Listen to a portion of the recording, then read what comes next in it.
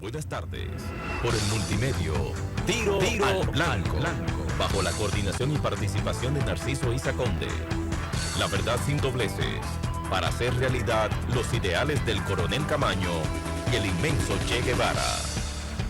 Cuidado. Tiro al Blanco. Tiro al Blanco nueva vez con ustedes. Hoy tenemos temas de mucha actualidad. Los defensores, ya sean intelectuales, comunicadores, políticos, de esta supuesta democracia, hacen un gran esfuerzo, muy grande, por encubrir el real significado y las consecuencias de la invasión militar de los Estados Unidos en 1965, que cumplirá el sábado 59 años. A eso responden tanto la declaración del historiador Daniel Balcácer en el día de ayer, considerando que la Revolución de Abril fue un ajuste de cuenta contra la vieja escuela del trujillismo, y la introducción de Leonel Fernández en el mal llamado debate presidencial de anoche, referida a la victoria de la insurrección de abril contra el régimen golpista, ponderada por él como un paso a la democracia en tanto entronización de la vía electoral. Dijo, no más golpe de Estado, no más guerrilla. Esa manera de valorar abril predomina en el país ahora. Y no se ajusta a la verdad, precisamente porque obvia el propósito y la consecuencia de la invasión gringa. Porque hay que decir lo siguiente: hay una primera fase de abril, que fue la insurrección popular cívico-militar, que derrota las Fuerzas Armadas que se formaron desde la intervención militar de los Estados Unidos de 1916 como Guardia Nacional, con Trujillo a la cabeza, y durante toda la llamada era de Trujillo, bajo la asesoría y el suministro de los Estados Unidos. Pero ¿qué pasó? Esas Fuerzas Armadas fueron derrotadas por el pueblo insurrecto, junto con los militares constitucionalistas, previamente fracturada por la creación del movimiento constitucionalista encabezado por Fernández Domínguez. Pero la invasión, inmediatamente se produce la victoria en el terreno interno, Estados Unidos decide invadir. Y la invasión restauró el viejo ejército y excluyó el nuevo que se había formado con los militares constitucionalistas y con el pueblo en armas.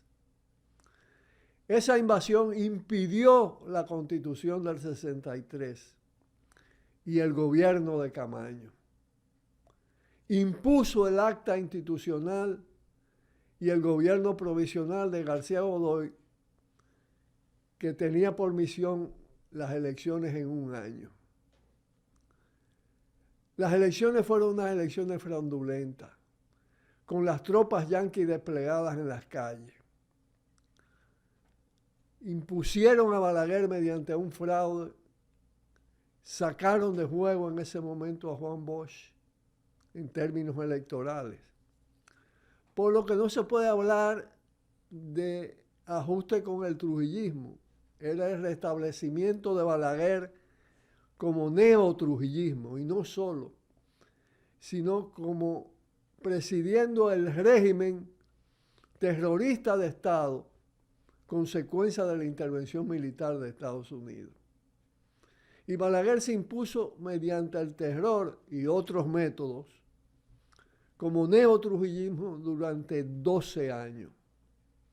12 años en los que se luchó, se resistió, se conquistaron espacios de libertad. La propia Revolución de Abril tenía esa impronta. Pero no puede hablarse de establecimiento de una democracia real. Incluso el PRD, que fue una de las fuerzas de la Revolución de Abril, que se tornó nacionalista revolucionario, con ciertos rasgos antiimperialistas en ese momento, en abril y posteriormente, que peleó contra el neotrujillismo de Balaguer, se fue degradando. Estados Unidos hizo un trabajo fino con el PRD y se convierte finalmente en un partido pro Estados Unidos. Es decir, abandona la bandera de la soberanía, de la autodeterminación del país. Y esos fueron los gobiernos de Guzmán y de Jorge Blanco. El de Jorge Blanco incluso impuso el acuerdo de stand-by con el Fondo Monetario Internacional.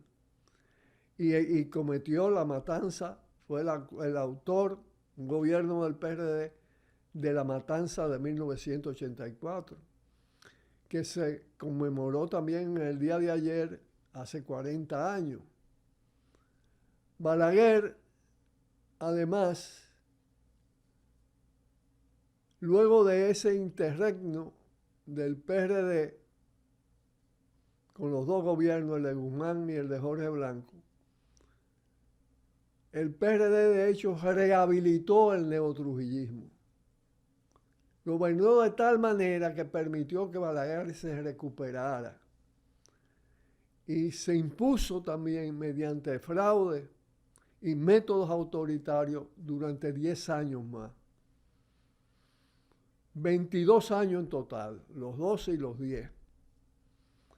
Pero además, cuando ya hace crisis el régimen de Balaguer,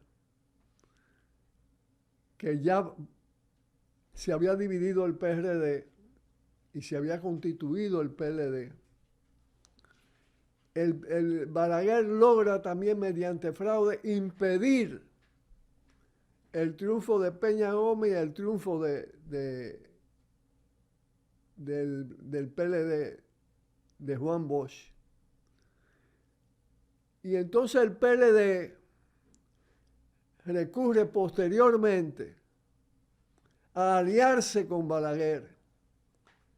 Es decir, además con una tendencia a abrazar la estrategia neoliberal y el neotrujillismo. Claro, después se producen otros fenómenos, ¿no? Porque claro, el PLD logra imponerse los primeros 4 años con la candidatura de Leonel Fernández.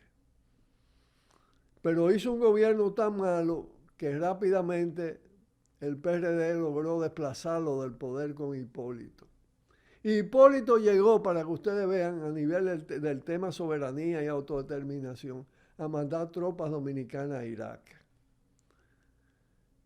Eran gobiernos absolutamente dependientes. Lo siguen siendo. Leonel 2 periodos más, con una línea neoliberal, subordinado a la política de Estados Unidos, reivindicando permanentemente el balaguerismo, aliado al balaguerismo, al neotrujillismo. ¿Puede llamarse eso democracia real? ¿Es acaso eso una democracia verdadera?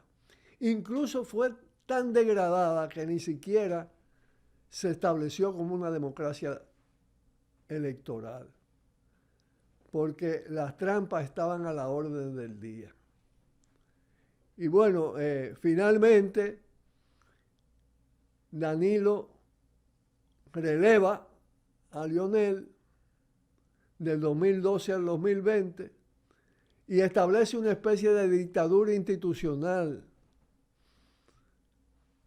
con plutocracia al mismo tiempo, con poder del dinero, aliado a la oligarquía. Y quien los reemplaza posteriormente, después de 8 años, es Abinader, con una vocación de gobernador de colonias, subordinado totalmente a la política de Estados Unidos y a las políticas neoliberales extremas. El pueblo está sometido a un pasado por Estados Unidos y por el gran capital todavía. Resistencia hubo y conquistas limitadas también, pero eso no puede ser calificado de democracia porque es un proceso degradado en extremo en todo lo que se refiere a una definición real de democracia. Pausamos. Cuidado, cuidado. Tiro al blanco.